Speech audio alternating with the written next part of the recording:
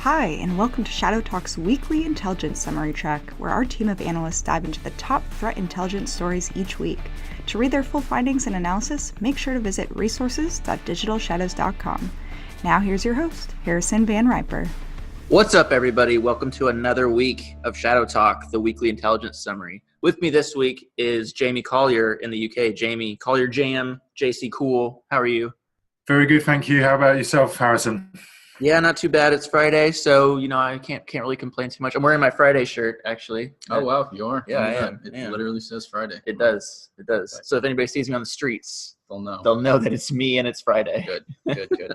Also with me here is Christian Rankin. Christian, he's wearing his Friday attire. He has a black t-shirt and sweatpants on. Yeah, so this is me. This is Christian here. I am wearing a black shirt and sweatpants now. The embarrassing thing is that I actually brought jeans in my backpack to work today to change after the podcast. Oh, so, yeah. So you should have changed before I saw you, before I laid eyes on you. Yeah, maybe I'm becoming a little too comfortable, but you're the one wearing the Friday shirt, so you don't have too much of a leg to stand on. At least I have jeans, though. I got jeans on. Yeah, no, you don't. Viewers don't know that. You're wearing sweats. I'm actually projecting onto you. Yeah. Cool. Well, yes, let's just jump right into it. So this week, Jamie, we have some new Fin6 activity. Fill me in. Yeah, that's right. So security researchers have reported that Fin6 have attempted to infect a unnamed engineering organization with the Locagoga ransomware. The campaign was actually contained before the target was infected with ransomware, but researchers have also drawn links between kind of various other campaigns that both use Locagoga and the Royak ransomware, drawn links between those and Fin6 from potentially as early as July 2018. There were multiple parts to the campaign against this engineering organization, and although some generic tools were used, like Cobalt Strike and Metasploit, it did seem like a campaign that took a bit of work, a degree of customization. It wasn't just kind of a Trojan and a phishing email that downloads and installs ransomware, as we often see with kind of more generic attacks. As for the attribution to the Fin6, we haven't actually seen any of the technical indicators at this moment, so we can't independently verify that attribution. But at the same time, with kind of multiple ransomware campaigns now being tied to Fin6, it does seem likely that the threat group has fully incorporated ransomware into their attack methodology. Now, as to the two variants, Royak is readily available on criminal markets, so Fin6 could have easily acquired it. Locagoga it's a bit less certain. It's only kind of gained profile very recently since it targeted Norsk Hydro and two other chemical companies. But these attacks or these previous attacks weren't actually mentioned in this most recent report about Fin6. So it's not actually clear whether the other Locagoga attacks that we've seen being discussed are being attributed to Fin6, or actually if Locagoga is ransomware as a service and actually a ransomware variant used by multiple threat actors. So that's maybe something we'll have to kind of evaluate and assess going forward. But I think the move to ransomware for Fin6 is quite interesting. It's clearly a significant shift for the group, and actually a bit of an anomaly based on some broader cybercrime trends. So recently, for example, in an analysis of phishing emails related to kind of tax scams, this was the first year that Trojans have become more popular in those campaigns than ransomware. So we're trying to kind of figure out why Fin6 is moving towards ransomware. What explains those drivers? It's realistically possible that a faction of the group has split off to conduct these ransomware attacks.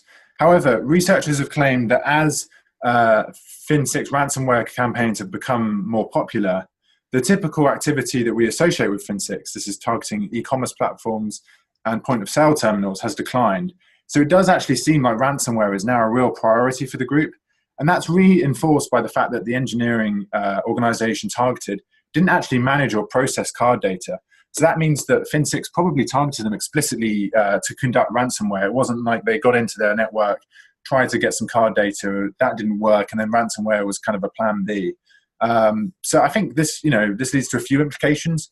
It clearly means that Fin6 is likely to potentially expand its targets in terms of the kind of organizations it would go after. Start targeting sectors that haven't traditionally been in its kind of nexus in terms of those that aren't necessarily processing card data, for example. The other thing is I think it represents a bit of an elevation in the ransomware threat. So a lot of the ransomware we see is targeting smaller organizations and those perceived as vulnerable and easy to exploit.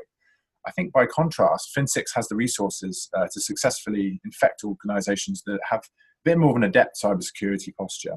And I think obviously with these attacks, while they can lead to financial loss in the event that a victim does decide to pay an extortion fee, I think the real disruption, the real harm caused is by the actual system disruption that ransomware leads to. To mitigate against the threat, organizations should ensure systems are updated and store offline backups of any kind of data that's essential to their operations. But if we zoom out a little bit and just take this away from the ransomware activity, we've now seen that Fin6 is actually very active in adding new attack methods. So Fin6 historically did go after point-of-sale terminals. Then it transpired that during 2018, they really stepped up their targeting of e-commerce platforms. And now we're kind of seeing that they're in the kind of ransomware game. E-commerce platforms was kind of understandable. They're both targeting card data. Ransomware seems a bit different. So I think what that tells us is that this is a threat actor that's kind of, quickly developing different kind of tactics, different attack methods. And it's quite hard actually to predict what they could do next just because of that unpredictability and, the kind of jumps that they've made so far. But however, stating all of that, I think that, payment card data has, been very successful for them in the past. So it's unlikely that they're going to completely abandon that as a target. Yeah, this was definitely a super interesting one. I think ransomware. So even from our predictions from last year, right? I was kind of predicting that ransomware overall would go down and other things would kind of fill in its spot. But I think as Q1 has ended and we're going into Q2 of the year, we're still seeing a whole lot of ransomware activity, and I don't know that it's necessarily as wide scale. Like, I don't know, I just don't have the numbers, but it's interesting to see how targeted ransomware is becoming. And it seems like it's affecting these companies in a much different way than it was even last year or the year before. So it's like an evolution of the actual technique being used. So it's just interesting thing to look at. Yeah, I agree. Do you want to make a prediction and say that's going to go I don't know. 2 quarters or anything? Because clearly I was wrong last time. So well, that's okay. That's nothing wrong with that. Cool. Well, yeah, no, super interesting one. If you want to read the full breakdown that Jamie did this week, be sure to download the intelligence summary at resources.digitalshadows.com. And you can get a whole bunch of other analysis there. All right. So moving on to the highlights for this week. Christian, there was a mass phishing campaign exploiting U.S. web servers. Yes, there was.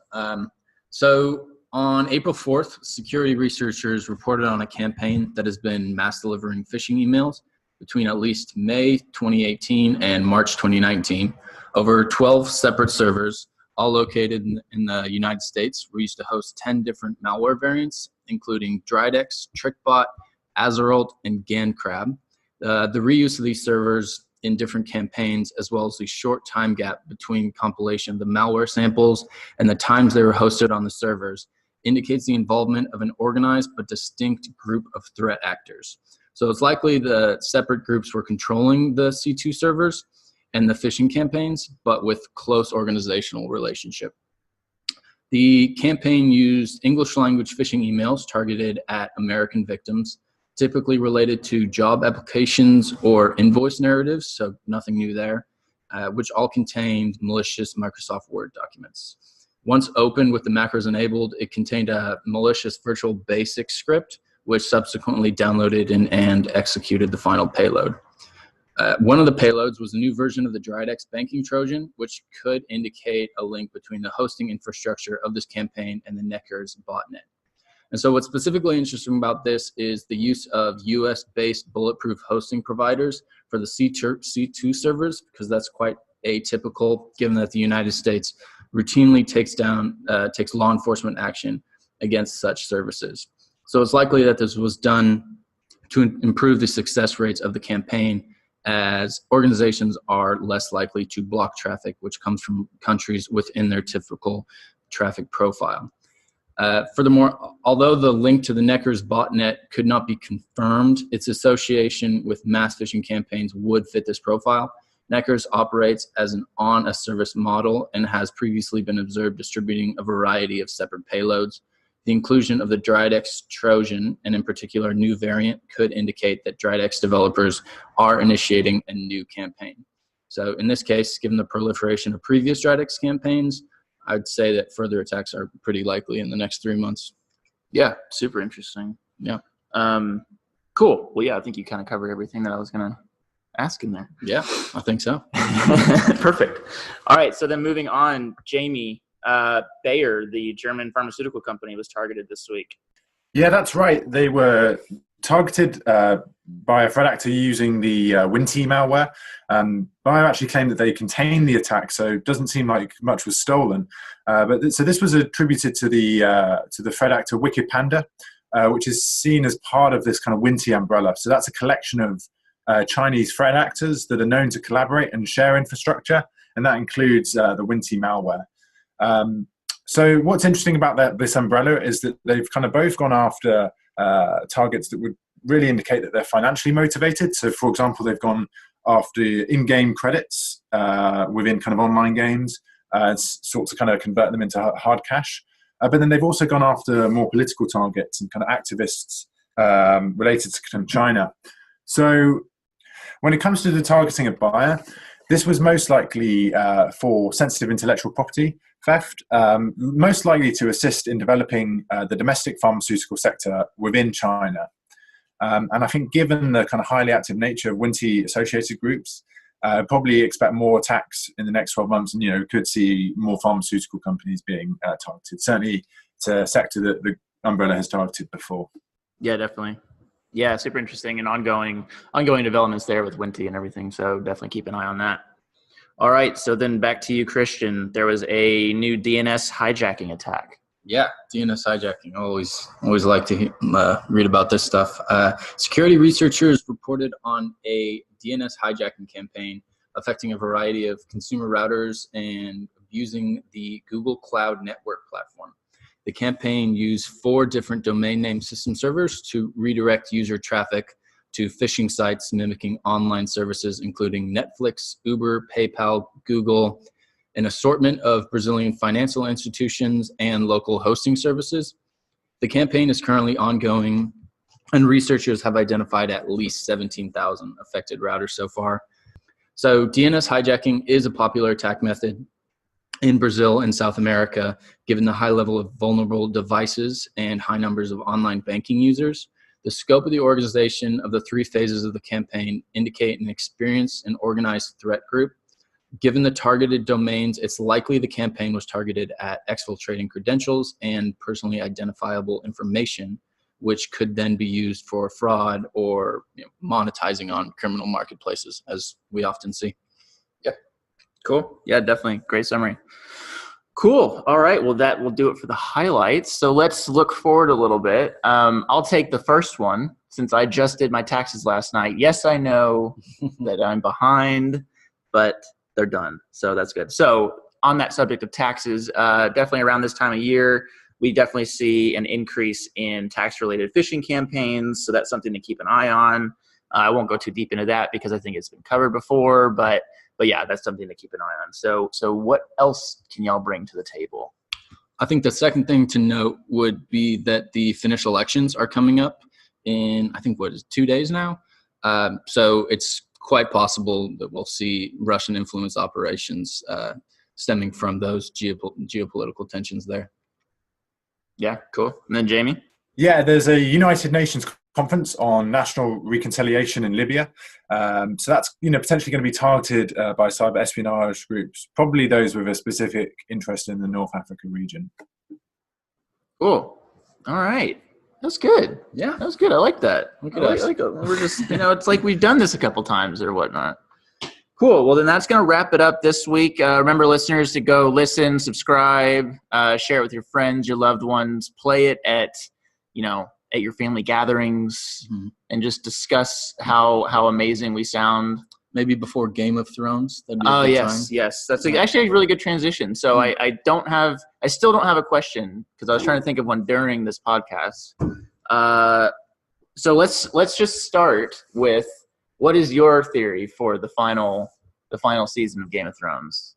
My theory for the final season of Game of Thrones, I don't know how it's gonna like completely end, like who's gonna win the throne, but I'll say I think Daenerys is gonna die and Bran Stark is the Night King. That's so obvious though. What? Really? Yeah, I feel like everybody thinks that. Oh wow, look at me just being okay. Well, I'm sitting there. That's what I think. So. Yeah. Listeners, you heard me and Jamie's theories last week. Although Jamie, I don't know if I liked your theory. I feel like you could do better, but we'll let it sit for now. No, I think the only thing I would want to do is just, I'm sure listeners have realized already that, the host of the podcast has asked the same question 2 weeks in a row, which clearly leads to questions on competence and capability. Yeah. Jamie's just saying that because he wants to take over my reign. He wants to take over the throne of podcast host. Do not deny it, Jamie. Lean into it. If you want it to happen, you need to accept it. I'm giving you advice here. Yeah, I mean, it's just a gradual process. I'm kind of planting the seeds right now for the kind of 6-month transition plan. Yeah, among the company. He's just like planting his little, yeah. He's got little birds everywhere. I'm a big fan of slow-moving coups, so. All right, well, that's going to do it. Thank you, listeners. Thank you, guests. Be sure to watch Game of Thrones this week. All right, talk to y'all next week.